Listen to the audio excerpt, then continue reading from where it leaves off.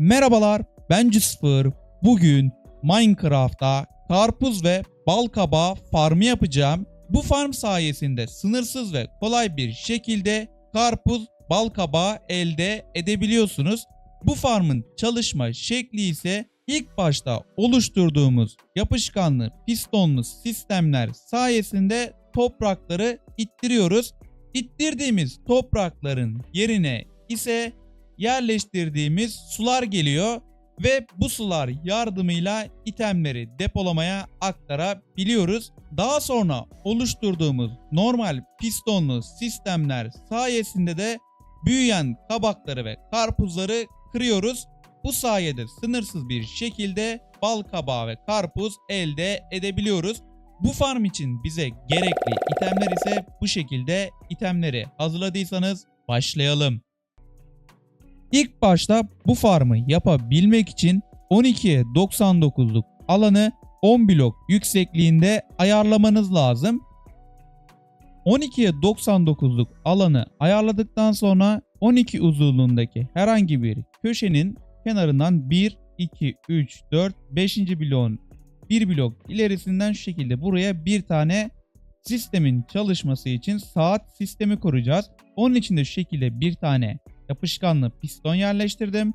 2 boşluk bırakarak buraya tekrardan bir yapışkanlı piston yerleştiriyoruz. Bu pistonları yerleştirdikten sonra soldaki pistonun önüne bir tane redstone bloğu yerleştirdim. Şimdi bu redstone bloğunun arkasına birbirine bakacak şekilde 2 tane huni yerleştireceğiz. Onları da şu şekilde yerleştiriyoruz. İlk başta bir tanesini yerleştirdim. Daha sonra buradaki huniye bakacak şekilde ikincisini yerleştiriyorum. İlk başta yerleştirdiğimizi kırıp buradakine tekrardan diğer huniye bakacak şekilde buraya yerleştiriyoruz. Bu hunileri ayarladıktan sonra buradaki hunilerin arkasına birer tane karşılaştırıcı yerleştireceğiz. Ve bu karşılaştırıcıların arkalarına birer tane blok, bu enerjileri iletmesi için ve buradaki pistonların çalışması için de şu şekilde bunların arkasına, pistonların arkasına birer tane redstone tozu yerleştirdim. Saat sistemini bitirdim. Şimdi burada sistemi kapatıp açabilmemiz için buraya bir tane şalter yerleştiriyorum. Daha sonra bu şalteri açıyoruz. Bu şalteri açtıktan sonra buradaki hunilerin yanına geliyorum ve soldaki huninin içine 5 stek toprak yerleştiriyorum. Bu yerleştirdiğimiz topraklar bizim sistemin çalışma süresi olacak. Buradaki topraklar buraya aktarıldığında sistem duracak. Bu şekilde çalışıyor buradaki saat sistemi. Buraya ayarladıktan sonra da şu şekilde buradaki redstone bloğunun yanına geliyorum ve bu redstone bloğunun arkasına bir tane yapışkanlı piston yerleştiriyorum.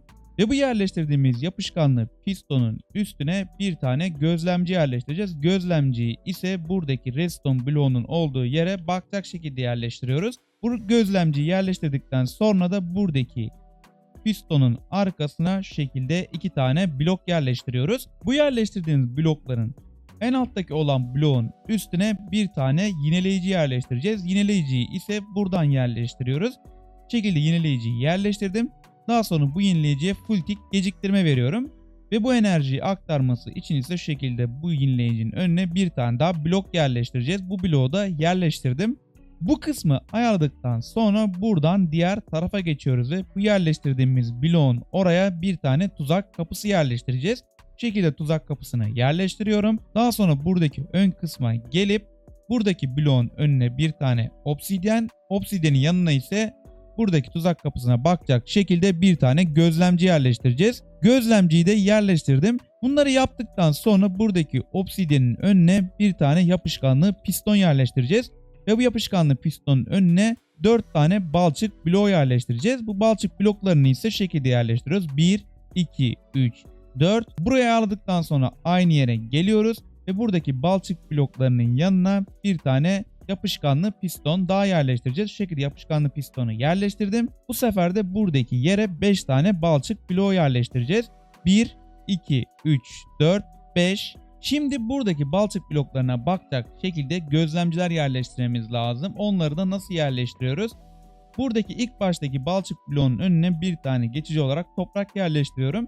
Daha sonra bir boşluk bırakıp tekrardan buraya bir toprak yerleştirip buradaki kısımdan buralara 2 tane gözlemci yerleştireceğiz. Şu şekilde gözlemcileri yerleştirdim ve buradaki blokları kırıyorum. Ve bu yaptığımızın aynısını diğer tarafa da yapacağız. Şu şekilde buraya geldim. Buraya 2 tane toprağı yerleştiriyorum. Ve bu toprak yardımıyla buraya gözlemcileri yerleştiriyorum. Ve buradaki toprakları kırıyoruz. Bu kısmı ayarladıktan sonra buradan yukarı doğru çıkıyoruz. Ve buradaki balçık bloklarının üstüne 5 tane yapışkanlı piston yerleştireceğiz. Bu yapışkanlı pistonları ise şu şekilde yerleştiriyoruz. Bir tanesini buraya, ama bunlar yukarı bakacak şekilde olacak. İkincisini buraya, üçüncüsünü buraya. Diğer ikisini ise şu şekilde yerleştiriyoruz. Bir tanesini bu kısma, diğerini ise buradaki yere yerleştiriyoruz. Buradaki 5 tane yapışkanlı pistonu yerleştirdim. Şimdi buradaki aşağı kısma geliyorum. Ve buradaki yerleştirdiğimiz yapışkanlı pistonun sağındaki yere aşağı bakacak şekilde bir tane gözlemci yerleştireceğiz. Bu gözlemciyi de yerleştiriyorum. Ve buradaki kısma geliyorum. Buradan yukarı doğru çıkıyoruz. Ve bu tuzak kapısının olduğu yere 10 tane iskele yerleştireceğiz. Şu şekilde elime iskeleleri alayım. 10 tane iskeleyi ise şu şekilde yerleştiriyoruz. Bir tanesini buraya, ikincisini buraya, üçüncüsünü buraya olacak şekilde yerleştiriyoruz. Ve son yerleştirdiğimiz iskelenin üzerine 7 tane daha iskele yerleştireceğiz. 1, 2, 3, 4, 5, 6, 7. Buraya 10 tane iskeleyi yerleştirdim. Şimdi buradaki yapışkanlı pistonların oraya geliyoruz ve buradaki yerleştirdiğimiz yapışkanlı pistonların üzerine paket buz yerleştireceğiz. Şu şekilde buraya ice yazıyorum.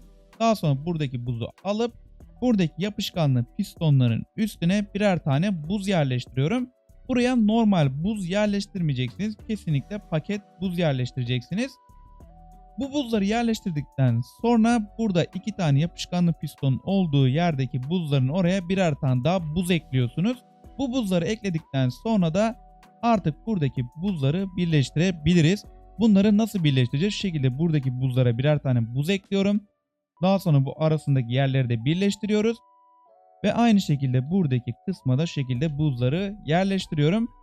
Buraya birer tane daha buz eklememizin sebebi buradaki yeri birleştirmemiz için buraya buzları eklememiz lazımdı. Bu buzları ekledikten sonra da depolama için buradaki kısma geliyoruz. Elimize bir tane sandık ve bir tane de huni alalım. Şu şekilde hunileri aldım. Ve buraya sandıkları ise şu şekilde yerleştireceğiz. Buradaki yerleştirdiğimiz gözlemcinin önünden şu şekilde buraya 3 tane geniş sandık yerleştireceğiz. Sandıkları da şu şekilde yerleştiriyoruz. Bir tanesini yerleştiriyorum. Daha sonra buraya yerleştiriyoruz. Huni'yi buna bağlıyorum. Daha sonra buraya bir geniş sandık yerleştirip buraya Huni'yi bağlıyoruz ve son olarak da buraya bir tane Huni bağlıyoruz. Pardon, sandık bağlıyoruz. Ve gördüğünüz gibi buraya 3 tane geniş sandığı yerleştirdim. Son olarak ise buradan yukarı doğru çıkıyoruz ve buradaki sandığın üstüne tekrardan bir Huni bağlıyoruz. Şimdi buraya 6 tane blok yerleştirmemiz lazım. Blokları ise şu şekilde yerleştiriyoruz. Buraya bir tane destek bloğu yerleştiriyorum. Daha sonra bir yerleştirdiğimiz bloğun sağına ve soluna birer blok yerleştiriyoruz. Ve buradaki destek bloğunu kırıyoruz ve bu yaptığımızın aynısını diğer taraflara da yapacağız. Şu şekilde ilk başta destek bloklarını yerleştiriyorum. Daha sonra bunların arasına birer tane blok yerleştiriyoruz. Ve son kısımda da tekrardan buraya bir blok yerleştirip diğer buradaki destek bloklarını kırıyoruz. Gördüğünüz gibi buraya 6 tane bloğu da yerleştirdim. Bu 6 bloğu yerleştirdikten sonra buradaki kısma geliyorum ve bu yaptığımız buz alanın etrafını bloklarla kapatmamız lazım. Şu şekilde burayı tamamen blokları yerleştiriyorum. Burada sonuna kadar geliyoruz. Buradaki Huni'ye geldiğimizde ise buradaki Huni'nin üzerine bir tane destek bloğu yerleştirip buraya bir tane blok yerleştiriyoruz ve bu destek bloğunu kırıyoruz. Bu kısmı da ayarladık. Şimdi burada bu yaptığımızın aynısını buradaki yapışkanlı piston ve slime bloklarıyla yaptığımız şeyin aynısını buradaki yere de yapacağız. Onu ise nasıl yapıyoruz? Buradaki yerleştirdiğimiz iskelelerden 1, 2, 3.'nün yanına bir tane obsidian yerleştiriyorum. Ve buradaki en baştaki iskeleye bakacak şekilde de bir tane gözlemci yerleştireceğiz. Gözlemciyi alıyorum ve buraya bir tane gözlemci yerleştiriyorum. Ve aşağıda yaptığımızın aynısını yapacağız. Bir tane yapışkanlı piston alalım.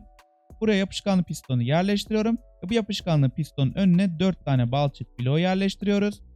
Ve buraya geliyoruz. Buradaki yerleştirdiğimiz balçık bloğunun oraya buradaki iskeleye bakacak şekilde yapışkanlı pistonu yerleştiriyorum ve buraya da 5 tane balçık bloğunu yerleştiriyoruz. Buraya ayarladıktan sonra da bu sefer buraya normal pistonlar yerleştireceğiz. Şu şekilde elime pistonu alıyorum ve buraya birer boşluk bırakarak 3 tane pistonu yerleştirdim.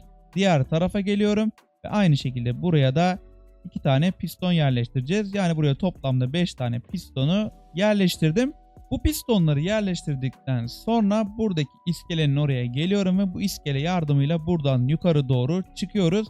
Ve aşağıda yaptığımız gibi buraya gözlemcileri yerleştirmemiz lazım. Gözlemcileri de şu şekilde yerleştirebilirsiniz. Buraya bir tane destek bloğu yerleştiriyorum. Ve buradaki destek bloğu yardımıyla buraya gözlemcileri yerleştiriyorum. Buraya 2 tane yerleştirdim. Şimdi diğer tarafa da yapacağız. Şu şekilde buraya geldim. Buraya bir tane destek bloğunu yerleştirdim. Ve buraya da 2 tane gözlemciyi yerleştiriyorum. Daha sonra buradaki destek bloğunu kırıyoruz. Buradaki işimiz bitti. Şimdi buradan aşağı doğru geliyorum. Ve buradaki gözlemcinin aşağısına buradan bir tane gözlemci yerleştiriyoruz. Bu gözlemci buradaki aşağıdaki balçık bloğuna bakıyor. Son olarak buraya bir tane daha gözlemci yerleştirmemiz lazım. O gözlemciyi ise nasıl yerleştiriyoruz? Bu şekilde buraya bir tane destek bloğu yerleştiriyorum. Ve buranın yardımıyla buraya bir tane daha gözlemci yerleştiriyoruz. Bu destek bloğunu kırıyoruz. Bu ilk baştaki sistemi bitirdik. Şimdi buraya bal kabak veya karpuzları yerleştireceğimiz 7'ye 11'lik toprak alanı ayarlayabiliriz. Ben bunu ayarlayıp geleyim.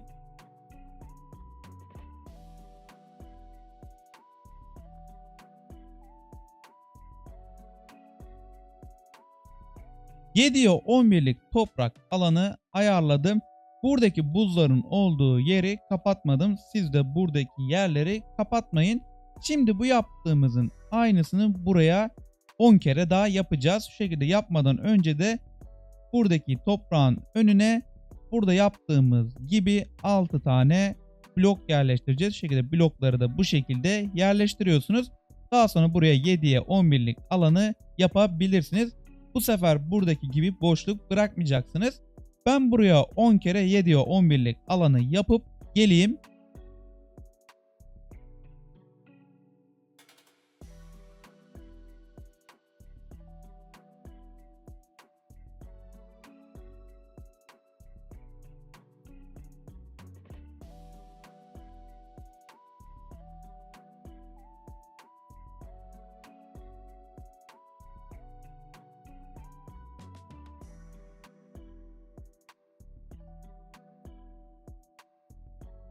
Buraya 10 tane daha 7'ye 11'lik toprak alanı yaptım.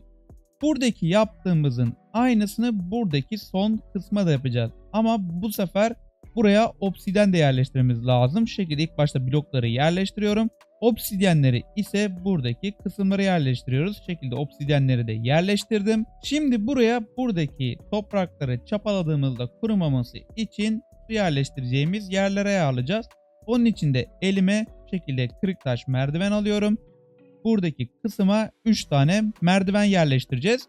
Merdivenleri ise şu şekilde yerleştiriyoruz. Buradan 2 boşluk bırakıp buraya bir tane merdiven yerleştirdim. Daha sonra 3 boşluk bırakıp 1, 2, 3 tekrardan bir merdiven ve 3 boşluk bırakıp buraya tekrardan bir merdiven yerleştireceğiz. 1, 2, 3 ve diğer merdiveni ise buraya yerleştiriyoruz. Ve bu yaptığımızın aynısını diğer yerlere de yapacağız. Ben onları da ayarlayıp geleyim.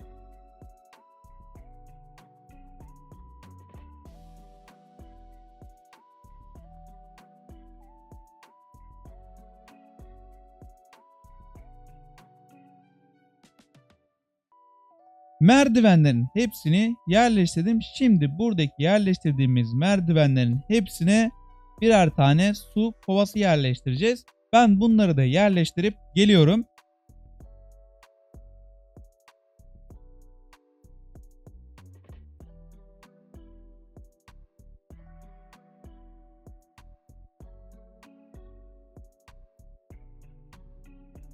Merdivenlerin hepsine suları yerleştirdim.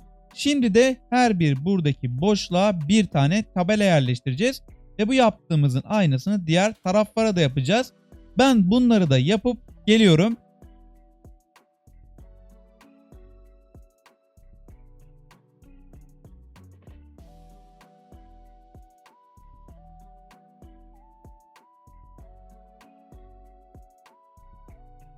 Tabelaların hepsini de yerleştirdim. Buradaki kısımlara da tabela yerleştirmeyi unutmayın.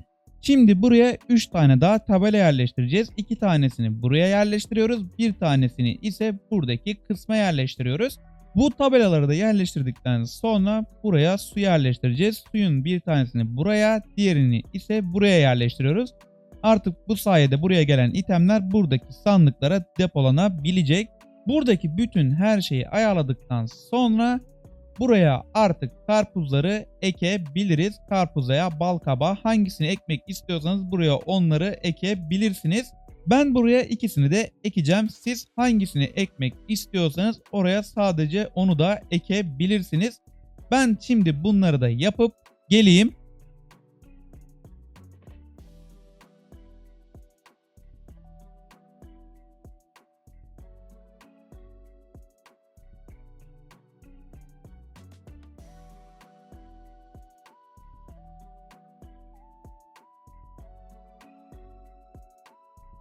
Bütün bu toprakları bir boşluk bırakarak çapaladım ve buraya bal kabağı ve karpuz tohumlarını ektim.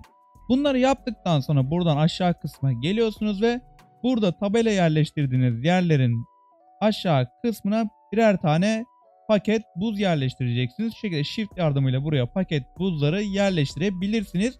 Bu yaptığımızın aynısını buradaki bütün tabelaların olduğu yere uygulayacağız.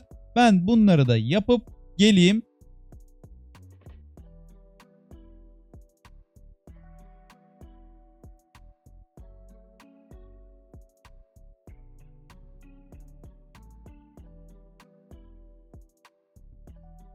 Buraya bütün paket buzları da yerleştirdim. Bu son kısma geldiğimizde buraya 4 tane geçici blok yerleştireceğiz. 1, 2, 3. Bunu 4. kısımdan yapacağız. 1, 2, 3, 4. Buraya gördüğünüz gibi 4 tane geçici bloğu yerleştirdim.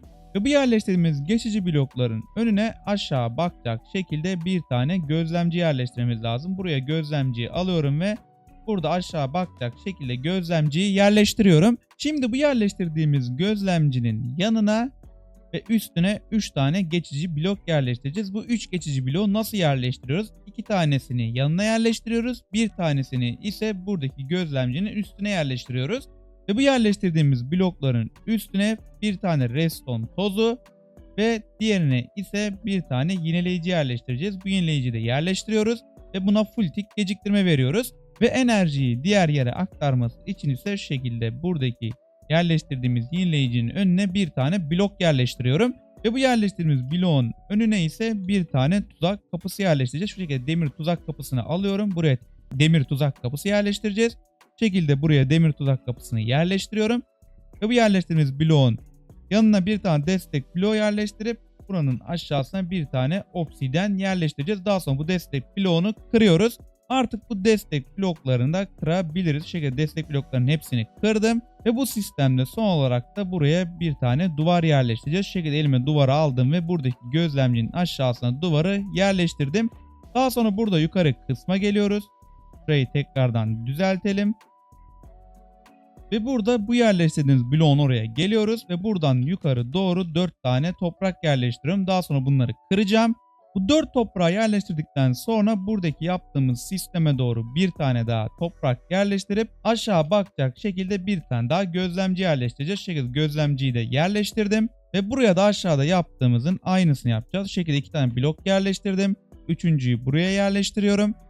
Daha sonra buradaki yerleştirdiğiniz blokların yanına bir tane obsidian bloğu yerleştireceğiz. Şu şekilde obsidian bloğunu da yerleştirdim. Ve son olarak bir tane de obsidian'in üzerine bir tane blok yerleştiriyoruz. Ve aşağıda yaptığımız gibi buraya bir tane redstone tozu ve bir tane redstone yenileyici yerleştiriyoruz. Ve buna da full tick geciktirme vereceğiz. Artık buradaki destek bloklarını da kırabiliriz. Şu şekilde destek bloklarını kırdım. Ve buraya da bir tane demir tuzak kapısı yerleştireceğiz. Onu da buradaki obsidianın olduğu yere yerleştiriyoruz. Ama bunu bloğa yerleştireceksiniz. Obsidianın oraya değil. Sistemimiz bitti. Artık tek yapmamız gereken elimize meşale alıp buradaki yaptığımız yerleri ışıklandırmak.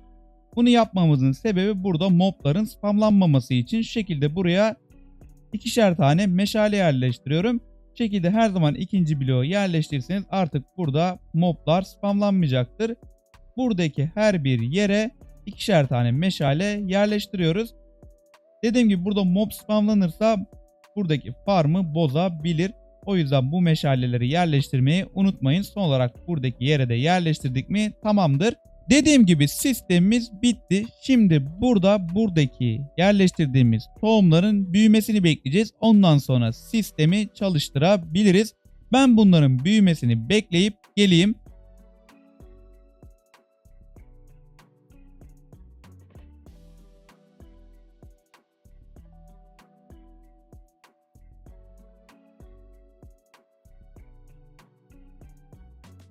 Yerleştirdiğimiz bütün tohumlar büyüdü ve gördüğünüz gibi kabak ve karpuzlar çıkmaya başladı. Ben sistemi bir kere denedim ve sistemde bir yeri yapmayı unutmuşuz. Bu şekilde buradaki sondaki sistemde yukarıdaki gözlemcinin altına bir tane duvar yerleştirmeyi unutmuşuz. Siz bunu yerleştirmeden sistemi çalıştırmayın. Yoksa yukarıdaki sistem buraya gelecek ve burada kalacaktır. O yüzden buradaki duvarı yerleştirmeden bu sistemi çalıştırmayın. Bu duvarı yerleştirdikten sonra artık sistemi çalıştırabiliriz. Bu şekilde buraya geliyorum ve buradaki şalteri açtığımızda buradaki süre dolmaya başlayacak ve sistem çalışmaya başlayacak. Ben birazcık af bırakayım, bakalım ne kadar eşya elde edeceğiz.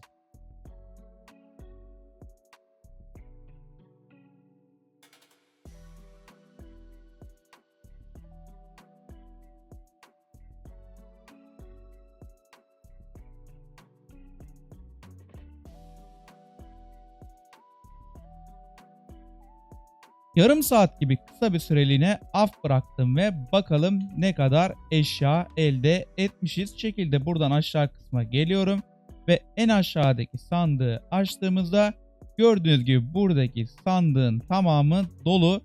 Buradaki sandığa baktığımızda ise daha bu sandığa eşya gelmemiş. Onun yere eşyalar buradaki hunilerin içinde depolanıyor.